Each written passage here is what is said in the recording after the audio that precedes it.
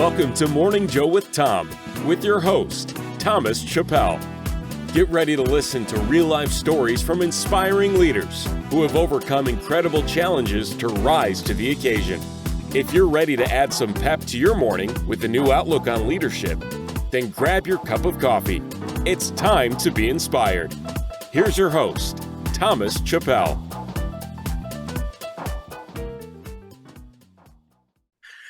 Hey, Kris, it's good to see you today, and thank you for joining us. Yeah, thanks for having me, Tom. Great. Yeah, appreciate it. It's been quite some time since we've seen each other, but It has. It's been a few days. yeah. Just for my listeners out there, folks, Kris was one of my coaches as I was kind of learning to be more of a coach. And I can't say I was his best student, but I did try his patience as much as I could. You did a great job of trying my patience. Well done. I was a ornery pupil at best, but no, it was fun. It was fun. But yeah, so we've known each other for several years now, I think, and Yeah. you've been my instructor and my coach, to be perfectly honest, Yes. with PCCI, and I can never say enough good things about that organization or your coaching. So for my listeners, Kris, why don't you tell us a little bit more about yourself? Yeah. Well, I'm a couple of things. I'm a keynote speaker. I do a lot of professional speaking for conferences and events and private organizations. As you mentioned, I'm on faculty at the Professional Christian Coaching Institute. I'm a leadership coach, and I do train coaches through that organization. I'm also on faculty at a professional speaking training organization called Heroic Public Speaking. So I help professional speakers build their speaking business and things like that. So I like to educate people. I like to train. I like to coach up and mentor, and I get to do that in a variety of ways, both on the stage and in front of large audiences, and with smaller groups and classrooms. And then I do a little bit of one-on-one coaching with primarily with business owners and their leadership teams. Wow. Okay. And if I remember right, you even had a little bit of a tech background that was self-taught, if I remember right. Yes, so 25 plus years ago, I was a software developer, and I was in technology for more than a decade. Eventually founded an IT consulting firm that did everything from design and build data centers to mergers and acquisitions projects, and what I called IT turnarounds, where we would go into a troubled, dysfunctional, underperforming IT department and sort of whip it into shape. Often I put in an interim CIO, and we did some training and development and some transitions of staff that needed to switch roles or switch organizations, and then would help them get back on their feet and moving in the right direction. That was a fun time, and I learned a ton, not only about technology but about business. And that was really my first foray into running my own company. And I've since run a couple of organizations that I've founded, and now I do a lot of helping other people run their organizations. That's right. So, and by the way, I want to get that information from you on that, so that the listeners, if they need to reach out and talk to you a little bit more about what that means. Sure, absolutely. So why don't you begin by telling us really, how did all this start, and how did you come to know what your purpose in that start was? Because that's an amazing story. Wow. How many hours do we have here? So my career has been really defined and directed by, in many ways, my curiosity. I had a stint in the music industry when I was just out of high school, did some music production stuff. I then, as you mentioned, pivoted to technology and was a programmer, and did business data information, analytics, and software around that. And then started to do some consulting. And when I started my first business, that consulting firm, I had no business training whatsoever. In fact, I never even went to college. I don't have a college degree. So I've been self-taught in most of the things that I've done. Now, self-taught includes I've taken some courses and I've read a lot of books and I've, had some coaches and mentoring. And so I don't want to like pat my back completely like I just learned it all on my own. No, of course I had lots and lots of help with learning the things that I did, but I didn't go through a formal program like a university degree program. I just decided, oh, I want to run a business. I'm going to go buy a bunch of books on everything from contracts and marketing and sales and how to scope a consulting engagement. And I'm going to read a lot and study and start to build relationships with people who can help me along the way. And so I started a consulting firm. And the interesting thing that happened about 4 or 5 years into that firm, I noticed that when we would go do an IT project, like we would, take an IT organization from worst to first, meaning from the most underperforming organization or department in a company to literally, I had a CEO say, our IT department is now the department by which we measure all other departments. Like it was, really operating at a high level. And we would do that kind of work and have great results for a short period of time. But once we left the organization, once we, were done with our improvement, I noticed that if there was dysfunction elsewhere in the organization, there would be this natural entropy to the work that we did, especially if there was dysfunction kind of at the top level. Yes. And so I had a moment about 12 or 13 years ago. I remember sitting in my office and I decided one day I want to work at the very top level of organizations. I want to work with the owners, the board, the C-suite, the senior level executives, because I want to affect change from the top down. And that led to a series of moves and chapters in my career where I was very intentionally learning and growing and moving towards what I do today, which is coach and consult with business owners and their leadership teams. Absolutely. That's such a good story, right? And to be honest, that's not stuff you learn at college or universities. They don't have degrees in that level. And half the time the degrees they come up, you're missing whole swaths of what you just said. Well, and particularly, I think there aren't great degree programs to teach you how to pivot like that. Mm-hmm. To have a successful stint in one area, one career, and then to intentionally make a shift in the direction that you want to go. And so, there's a lot of people that have degrees that serve them well for a while, but then their interests started to change or their focus changed and they had to then figure out how to make their own way. And I just essentially did that make your own way thing from the very beginning. Yeah, that's right. That's right. So what is it that you feel like that you do today that is really causing your purpose to change others' lives?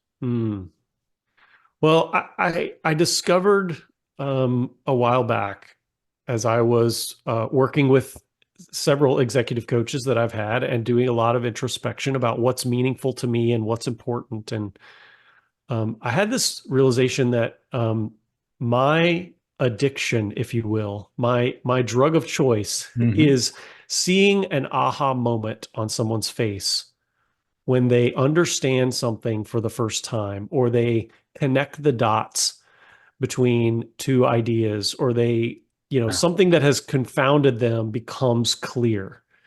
And I love that. I enjoy it. I get so much gratification from it, particularly when I've had a hand in helping that happen. And so, you can do that as a business leader. You can do that in consulting and some of the things that I've done. You can do that in a lot of different ways. But that is what sort of led me to gravitate towards professional speaking and teaching and training and coaching and mentoring, these kind of helping professions where I think at my core, I'm a teacher. I love to teach. And I love to help people get over the obstacles and the hurdles that have been holding them back or keeping them stuck. Well, I know that you've helped me because I read your book on overcoming the imposter. So that's a great book, and your corresponding course to it is outstanding as well. So Thank you. we'll make sure and add those links to for the listeners. But if you want to tell us a little bit, what does that mean about the imposter? Yeah. So as I said, I started my first business with no business training whatsoever. And though I was sort of self teaching and learning and absorbing a lot of information, and I love to learn, it was really, really fun. I always had this nagging feeling and really this voice in the back of my head that would try to convince me that I didn't know what I was doing, that at any moment I was at risk of being exposed, that somebody was going to figure out that I really didn't know what I was doing, but I was just making it up as I went. And it turns out many years later, I learned that that's a thing, that psychologists have identified that, and there's a name for it, and it's called imposter syndrome. And not only is it a thing that many people have experienced, it's actually really prevalent. Some studies show that 70 to 80% of the population will experience imposter syndrome at some point in their career. And here's the kicker, it tends to be more prevalent among high achievers. Mm-hmm. And that's counterintuitive at first. People think, well, the entrepreneurs of the world, the risk takers, the bold movers and shakers, they're the brave and confident ones. But the reality is the people that are trying new things and pushing outside of their comfort zone, the people that are driven and ambitious are the most likely to find themselves in a place where they feel in over their head, where they think, oh my goodness, I don't totally know what I'm doing here. And if someone figures that out, I might be in trouble. And so, for your listeners, if you've ever felt that way, if you've ever felt like you were, a little over your skis or in over your head and you were worried about being found out, you're in good company. That's actually a sign that you're pushing yourself, that you're doing great things. And so when I learned about imposter syndrome for the first time, I started studying it for myself at first. Started studying it because I wanted to understand what was going on and how I could sort of win that mental battle, that psychological mind game that goes on in our heads. But as I started talking with others about it, to some of my clients and to fellow entrepreneurs and friends and colleagues, I just kept getting this response that people, were really interested. They said, "Oh yes, that's me. I can't believe I'm not alone. I thought it was just me." And the response I would get told me that it was a widespread problem and there wasn't enough information out there about it. Not enough people really understood what was going on. And so, Thomas, that I'm a person who reads a lot of books and I recommend a lot of books. I have a recommended reading list for entrepreneurs on my website. I offer book summaries every week to my newsletter subscribers and things like that. I'm a consumer of information, and I like to have sort of my standard recommendations on certain topics. Well, I hunted and looked and tried to find a book about imposter syndrome that really spoke to my tribe, to entrepreneurs, innovators, business leaders.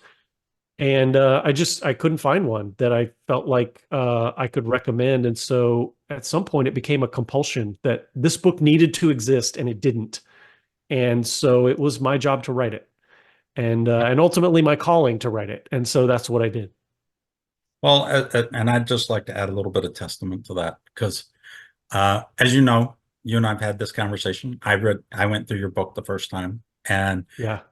I did not see myself in it at all. I even told you that. I was like, I understand this, and I was kind of like really challenged to kind of find, what is this really? And then you told me, read it again from a different lens. And in so doing, challenge accepted at that point, I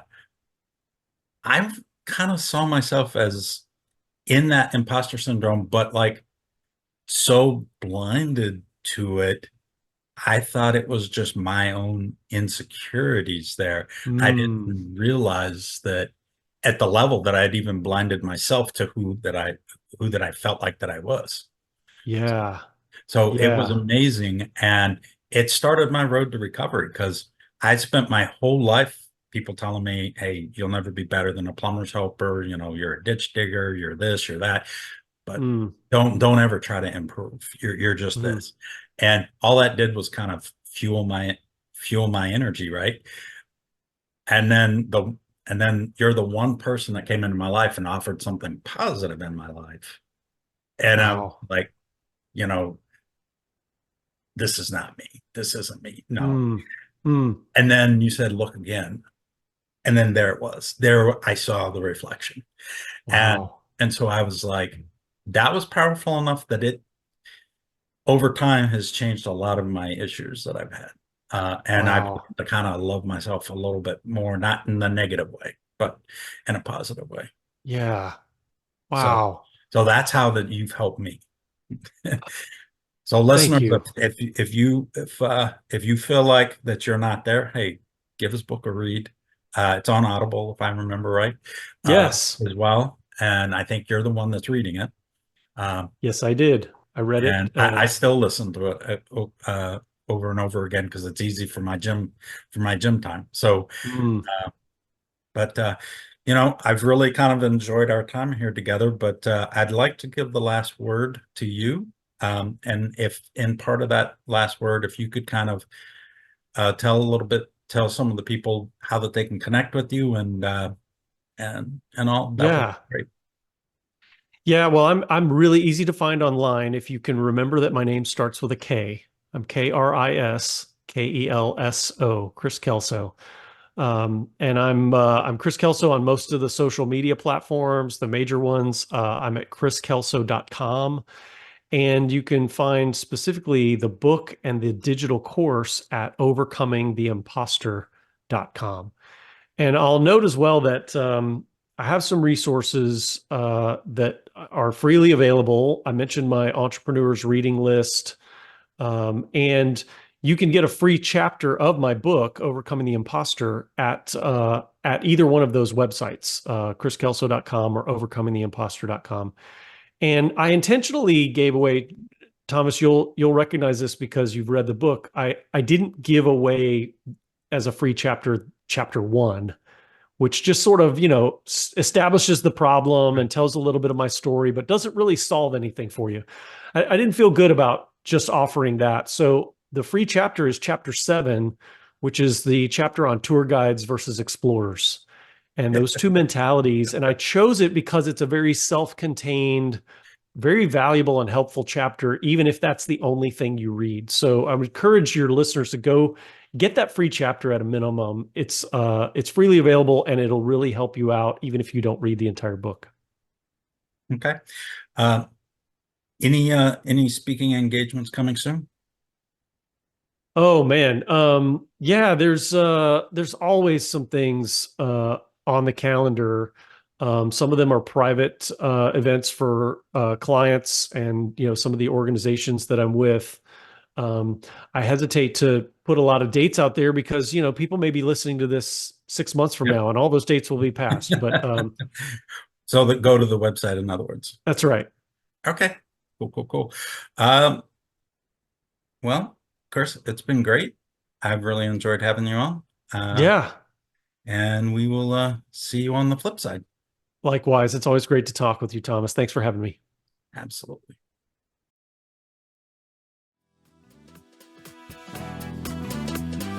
Thanks for listening to Morning Joe with Tom.